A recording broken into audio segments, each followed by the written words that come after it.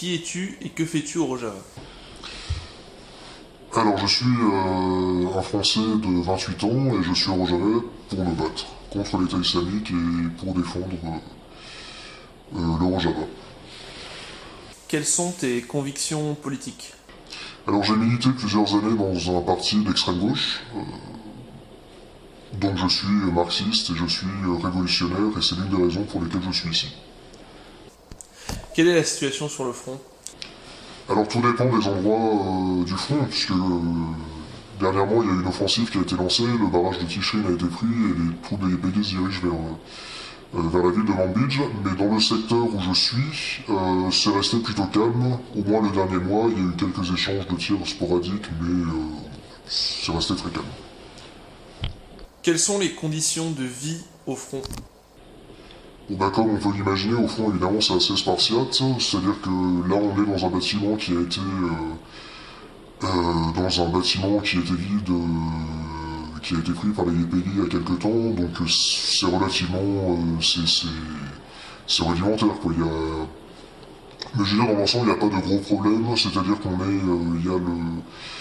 est ravitaillé régulièrement, il n'y a pas de problème au niveau de la nourriture, donc bah, on est ravitaillé en eau assez régulièrement. Il y a un camion militaire qui passe quand on les appelle. Quand on n'a plus d'eau, on a des citernes, parce qu'évidemment, il n'y a pas d'eau courante sur le front, il n'y a pas d'électricité non plus, donc on a d'énormes citernes qui sont remplies, voilà. Régulièrement, on a un groupe électrogène, ce qui nous permet d'avoir de l'électricité. D'ailleurs, ce qui est un peu ironique, c'est que finalement, sur le front, on a moins de coupures d'électricité qu'au Rojava. Parce que comme vous avez pu le constater, il y a quand même coupure d'électricité assez fréquente dans les villes, ce qui n'est pas du tout le cas au front. Pour ce qui est d'hygiène, évidemment, on n'a pas beaucoup d'eau, l'eau est froide, on n'a pas forcément que ça à faire, donc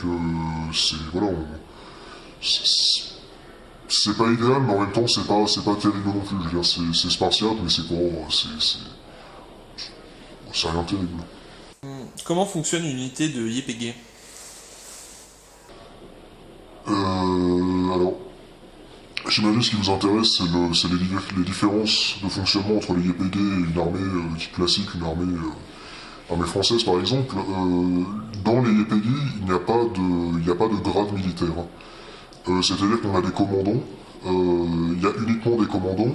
Ça peut être différents niveaux. Ça peut être un commandant d'équipe, un commandant de tabour, un commandant. Qu'est-ce qu'un tabour? Ah, alors un tabour, c'est une unité qui doit correspondre, je crois, au bataillon français. Je suis pas très sûr de la correspondance. Disons qu'un tabour, c'est à peu près une centaine de personnes, une centaine de combattants. Dans certains cas, c'est traduit par bataillon. Je sais pas, on m'a dit que la traduction n'était pas très bonne. Je sais pas ça. Je vous laisse le soin de vérifier. Donc il n'y a pas de grade militaire. La différence entre un commandant et un grade, par exemple, dans l'armée française, c'est que les commandants sont révocables. Par exemple, les commandants d'équipe, quand on est commandant d'équipe, on n'est pas à vie, quoi. Enfin, on n'est pas. C'est quelque chose qui tourne. C'est-à-dire qu'il y a une équipe, vous avez une équipe, c'est d'entre 3 et 5 personnes. Chacun est commandant à tour de rôle. Alors ça change pas toutes les semaines non plus, mais c'est régulier. Comment dire, être commandant, ça ne vous donne pas de privilèges particuliers, ça vous donne pas de privilèges matériels, et ça vous donne pas non plus d'autorité particulière, c'est-à-dire que vous avez le droit de prendre une décision, de demander à votre équipe de faire telle ou telle chose, mais l'équipe reste libre de vous critiquer, elle reste libre dans certains cas de ne pas exécuter, c'est un peu plus difficile, mais l'équipe peut refuser par exemple d'exécuter un ordre si elle considère que l'ordre n'a pas lieu d'être. Être commandant, c'est avant tout une surcharge de travail en réalité. Ce qui peut expliquer des fois dans certains cas que les commandants sont pas. Que quand on nomme quelqu'un commandant, la personne est rarement ravie parce que ça veut dire qu'il va falloir noter certaines choses, il va falloir assister à plus de réunions et finalement quand vous allez au combat, ça change rien, quoi. C'est-à-dire que vous allez être en première ligne, vous allez passer avant les autres et voilà. Y a-t-il des discussions politiques organisées au sein du tabour? Alors, tout dépend des unités, parce qu'il y a certains... en réalité, il y a différents types de volontaires qui... Pas de volontaires, pardon, mais il y a différents types de combattants. Il y a beaucoup, par exemple, de combattants qui viennent, c'est pas un secret, qui viennent du Kurdistan turc. Ces gens-là, en général, sont plus politisés que les combattants locaux syriens. Donc, c'est très variable suivant les unités. Je sais qu'il y a des unités où il n'y a pas de discussion politique organisée. Moi, le tabou où je suis, il y a des discussions politiques qui sont organisées quand on a le temps, sur certains sujets. Quels sont les sujets que vous abordez? Là encore, c'est différent. Ça tourne beaucoup autour de la politique au Rojava, sur le confédéralisme démocratique, sur l'impérialisme, ce qui va se passer, la politique du PYD, c'est très variable en fait. Combien y a-t-il de combattants étrangers au Rojava environ? Alors c'est très difficile à estimer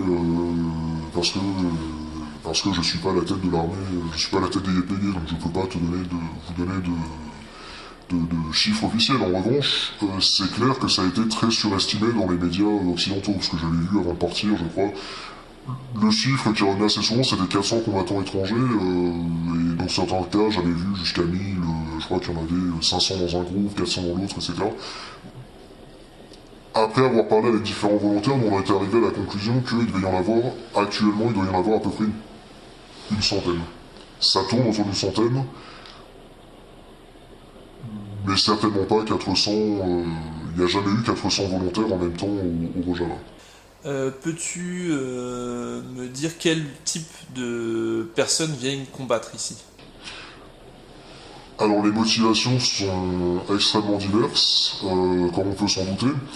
Alors c'est très divers, c'est-à-dire qu'il y a un peu deux stéréotypes. Moi j'avais rencontré deux stéréotypes en fait en France avant de partir. L'un selon lequel ce serait un petit peu les brigades internationales de la guerre d'Espagne, c'est-à-dire que ce seraient des révolutionnaires venus pour défendre la révolution du Rojava, des gens qui viennent par conviction politique. L'autre stéréotype, à l'inverse, selon lequel les gens qui viendraient ici seraient tous des islamophobes, énervés, acharnés, vraiment qui voudraient tuer de l'islamiste ou voire du musulman. Bon, évidemment, les deux sont assez faux, c'est-à-dire que les combattants, les gens qui viennent ici par conviction politique pour défendre, parce qu'ils savent politiquement ce qui se passe au Rojava, qui ont envie de le défendre, peu importe, parce que les gens de gauche qui viennent ici, les révolutionnaires de gauche, sont des gens, on a des anarchistes, des marxistes, etc.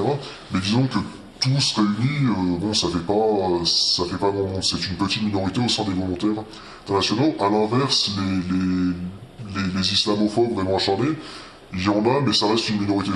En revanche, ce qu'il faut dire, c'est que la masse, quand même, la grande majorité des volontaires qui viennent se battre ici sont des gens qui viennent se battre contre Daesh. C'est-à-dire que ce sont des gens qui ont été épouvantés par les images qu'on a vues, de torture, d'égorgement, de mecs qu'on a crucifiés, qu'on a fait brûler vivants. Des gens qui ont été horrifiés par ça et qui ont décidé de faire quelque chose et à qui cette occasion s'est présentée. Voilà, il y a une bonne grosse partie qui sont d'anciens militaires professionnels. Contrairement à ce qu'on pourrait croire, ils sont pas forcément d'ailleurs, la plupart sont apolitiques. C'est la politique, ils n'intéressent pas, ils sont là, enfin, pas plus que ça, quoi, ils sont là parce que voilà, ils n'aiment pas Daesh. Donc ils viennent un peu profiter, si tu veux, faire profiter de leurs compétences.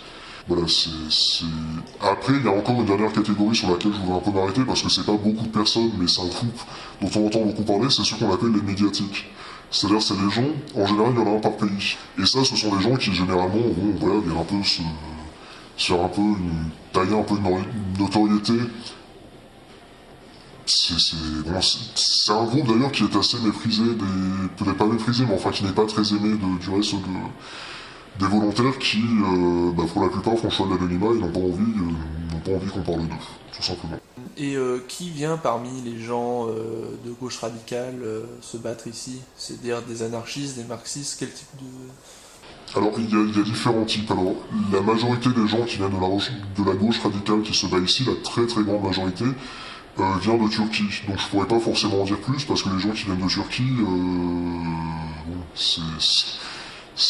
évidemment, il n'y a rien d'officiel, c'est-à-dire que soit ils appartiennent à des organisations qui sont interdites, ce sont des gens qui,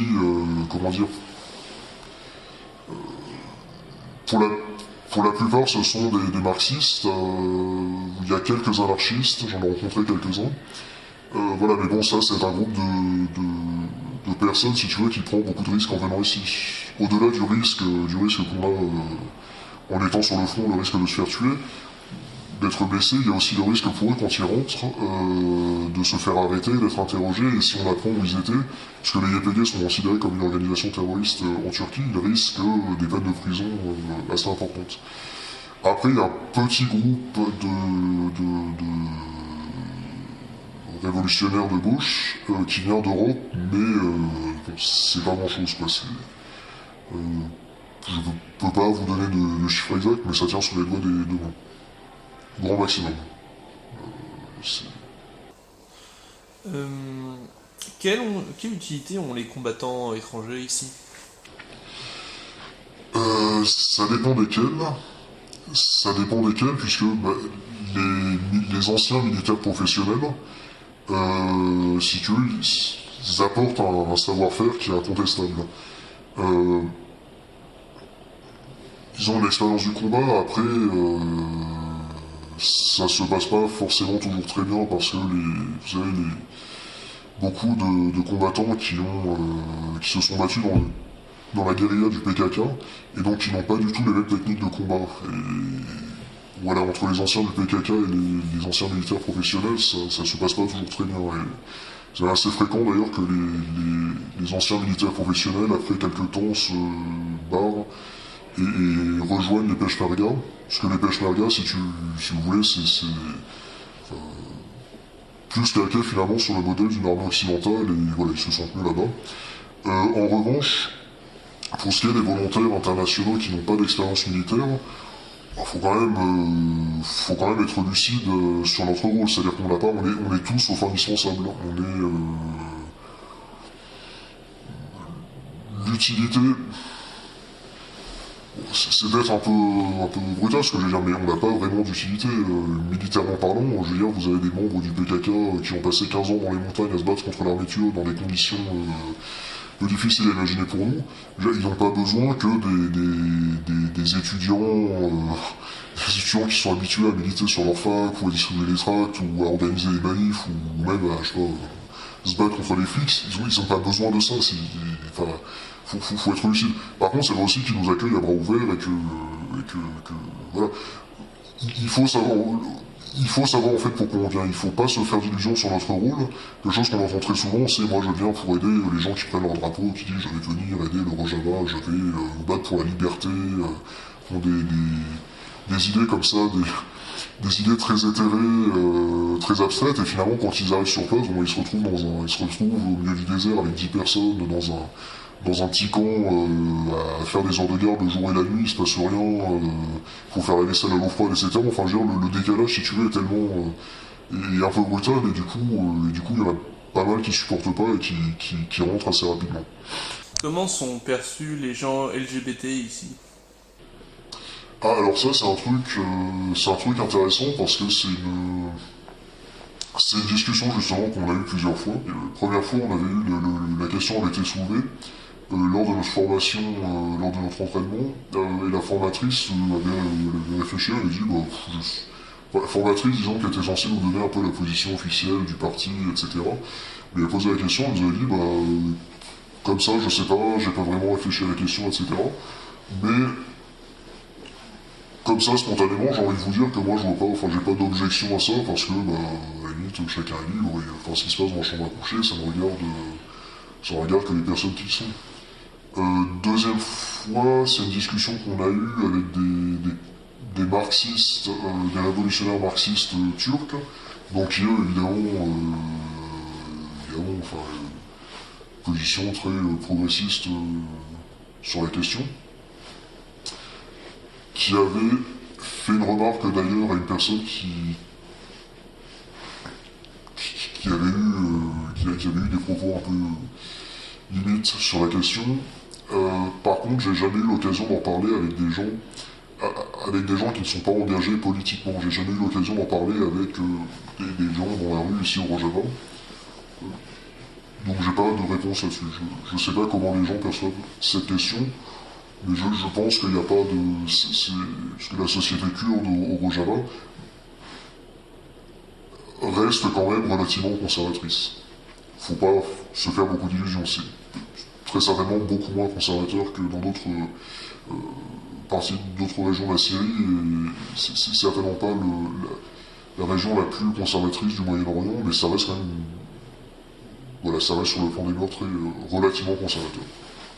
Que penses-tu du soutien américain qui a été apporté par des frappes aériennes contre Daesh? Bah,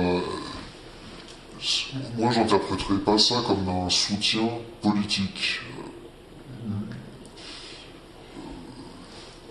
Bon, c'est une question, c'est un peu le reproche qu'on entend très souvent en France, dans les milieux de gauche, c'est que les YPG feraient alliance avec l'impérialisme américain, profitent des frappes de la coalition, voilà, qu'il y aurait une espèce d'alliance comme ça, qui, finalement, des révolutionnaires authentiques ne pourraient pas profiter des frappes de la coalition, voilà, que les YPG ne sont pas des révolutionnaires parce qu'ils font alliance avec l'impérialisme américain. Par rapport aux frappes aériennes, je pense que l'argument selon lequel les YPG ne seraient pas des révolutionnaires parce qu'ils profitent des frappes de la coalition ne tient pas. Quand vous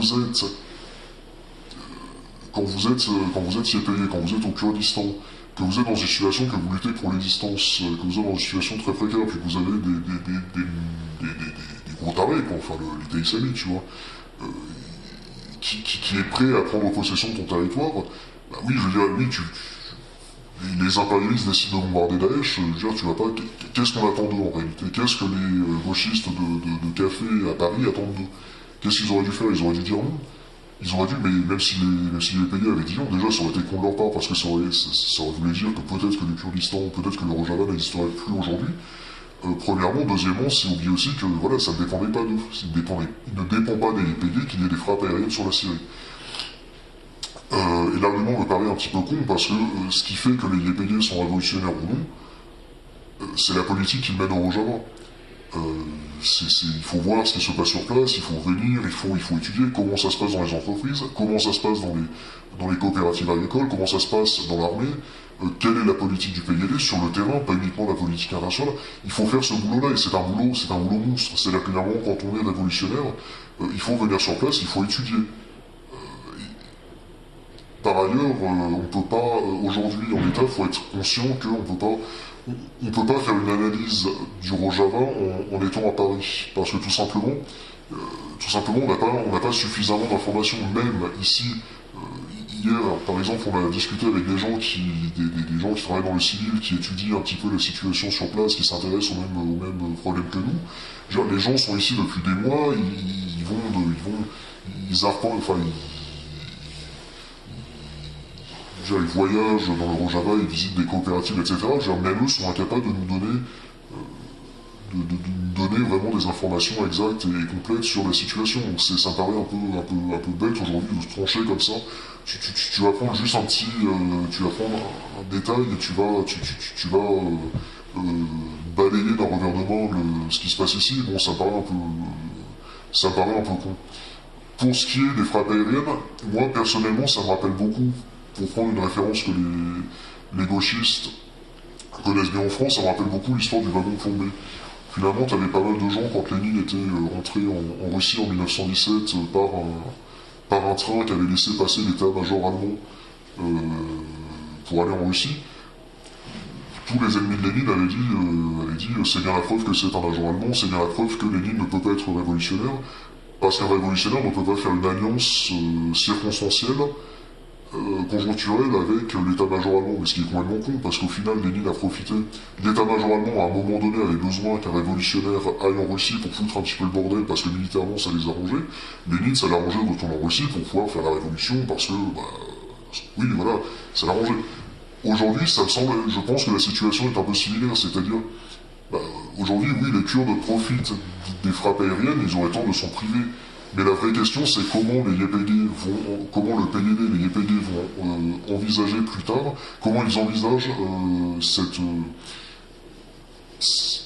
alliance, enfin cette collaboration. Est-ce que c'est quelque chose qui est momentané, qui qu'ils savent être conjoncturels, est-ce que c'est quelque chose qui n'est pas amené à durer, ou est-ce qu'ils envisagent cela comme étant une alliance durable et avec tout ce que cela suppose?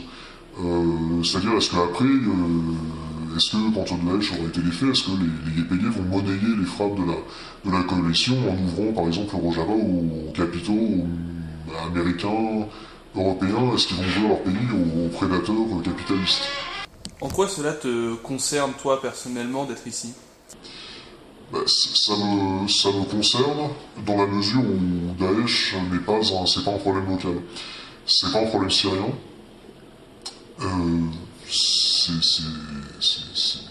C'est un peu un problème qu'il y a un peu un problème qu'il y a en France, c'est-à-dire que les gens regardent ce qui se passe ici en Syrie, à la fois du côté de l'État islamique et au Rojava, de très très loin. Et on a un peu l'impression que c'est un conflit lointain qui nous atteint pas, et qu'il suffit d'appuyer sur le bouton de sa télé, voilà, c'est terminé, ça s'arrête. Donc c'est un problème qu'on peut choisir d'ignorer. Le problème, c'est que si on ignore ce problème-là, si on décide d'éteindre sa télé, le problème continue à exister. C'est pas un problème syrien, c'est un problème beaucoup plus large, si tu veux, et qui se limite pas à Daesh. C'est un problème beaucoup plus large et qui va finir par vous péter à la gueule si vous décidez de l'ignorer. D'ailleurs, c'est un peu le pressentiment, on va dire, que j'avais avant de venir, et j'en suis d'autant plus convaincu aujourd'hui, parce qu'on a vu ce qui s'est passé à Paris. C'est-à-dire que oui, bon, la Syrie, ça fait des années que ça dure, c'est un pays lointain, en plus, avec la Somalie, enfin, tous ces pays-là, quoi, tu vois, et au final, on ignore ça, et puis, ça arrive, et ça vous pète à la gueule, quoi, et ça vous pète à la gueule méchamment. C'est ce qui s'est passé à Paris, avec des mecs, combien, je crois, 6 mecs... 9. Ouais, 9. Pas trop accès à l'information sur le fond, donc voilà, 9 mecs qui arrivent avec des calaches et qui descendent 130 personnes. Ce qui était inimaginable encore il y a quelques temps. Quelques temps, je me souviens même de discussions que j'avais eues quand je suis arrivé ici avec un anarchiste espagnol et qui me disait, mais enfin, t'es complètement dingue, quoi. Ça peut pas arriver en France. Vous pouvez pas avoir une situation de guerre civile en France. Vous pouvez pas avoir une situation de guerre en France. Là, ce qui s'est passé, c'est quasiment c'est une scène de guerre. Ce qui s'est passé, des mecs qui déboulent avec une calache et qui descendent tout le monde, c'est une situation de guerre avec des militaires combien, je crois, ça, 50 000 militaires qui sont ramenés sur la capitale avec, je crois, des consignes qui avaient été données aux Parisiens, c'est de ne pas sortir de chez soi. Bah oui, putain, si ça, c'est pas une situation de guerre, ça y ressemble.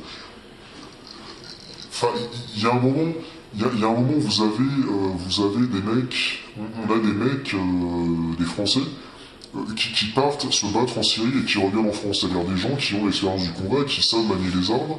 On a parallèlement, trafic d'armes un petit peu qui s'amplifie, c'est-à-dire il est relativement simple, quelques mois après les attentats, mais enfin il était très simple il y a quelques temps d'acheter une Kalachnikov à Paris.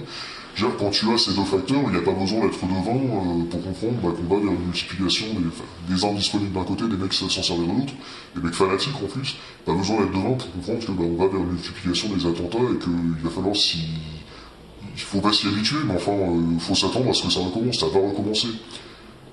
Évidemment que ça va recommencer. Il y a un an, il y a eu l'attentat de Charlie Hebdo, il y avait des mesures drastiques, le plan Vigipirate, je crois, qui avait été à son plus haut niveau, un truc. Un an plus tard, on a ça puissance 10.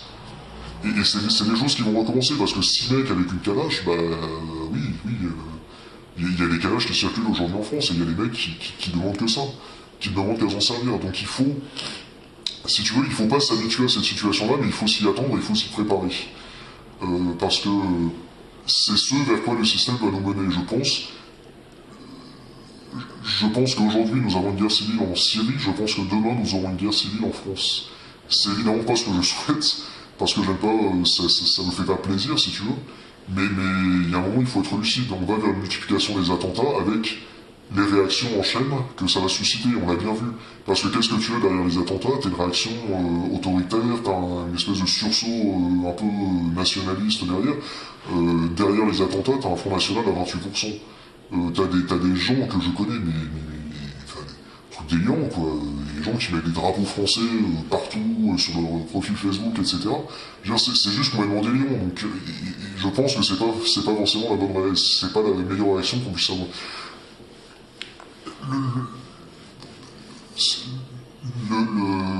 Daesh est déjà un peu une production, si tu veux, c'est une production des contradictions qu'a vu. Enfin, les capitalistes, les impérialistes aujourd'hui occidentaux américains qui bombardent Daesh, c'est vraiment, ouais, c'est vraiment le capitalisme dans toutes ses contradictions. C'est-à-dire que Daesh est pas, je pense pas que Daesh soit vraiment une création consciente des impérialistes comme on peut le lire sur des sites un peu conspirationnistes. Mais par contre, il est indéniable, si tu veux, que sans, par exemple, l'agression impérialiste américaine contre l'Irak en 2003, où les Américains ont déjà qui avaient bien niqué le pays avec l'embargo, mais les clients ont fini de le détruire complètement. S'il n'y avait pas eu cette agression-là, jamais il y aurait eu Daesh, parce qu'il n'y aurait pas eu parce que l'administration basse n'aurait pas été repoussée dans la résistance armée, etc. Et aujourd'hui, nous n'aurions pas Daesh. Et si tu veux, ce que je pense, c'est que les contradictions du système vont nous amener dans une situation absolument merdique. Et je pense que ça a déjà commencé. Et je pense que nous aurons une guerre civile en France. Je pense qu'on va vers une situation terrible.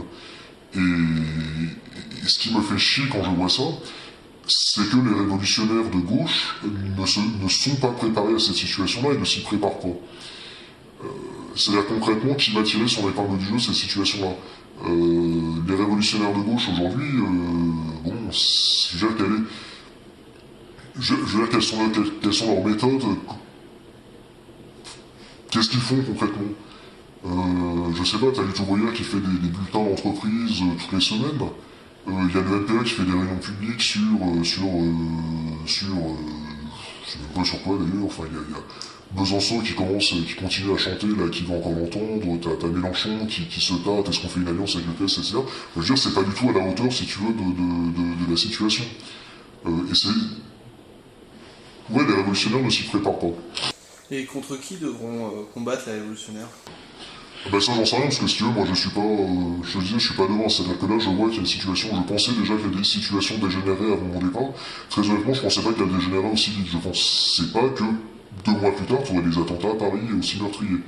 Donc je sais pas comment la situation va dégénérer, je sais pas, j'ai une espèce de... Quand je vois ça, je pense qu'on va vers, t'as une espèce de... Voilà, cercle vicieux qui se met en place, mais attends, il est impossible de le dire. Enfin, c'est comme si je t'avais demandé il y a 5 ans, tu vois, le conflit syrien dans 5 ans, quels seront les protagonistes, contre qui tu auras lutté, etc. Enfin, il n'y a pas de réponse à cette question-là. Malheureusement, c'est pas. En revanche, ce que l'on peut savoir, c'est qu'aujourd'hui, les révolutionnaires doivent changer leur tactique. Doivent changer parce que être révolutionnaire aujourd'hui en France, ça veut dire quoi? C'est ça, ça veut dire militer sur ta feuille, distribuer des tracts, organiser éventuellement des grèves, des réunions publiques, mais ça se limite à ça.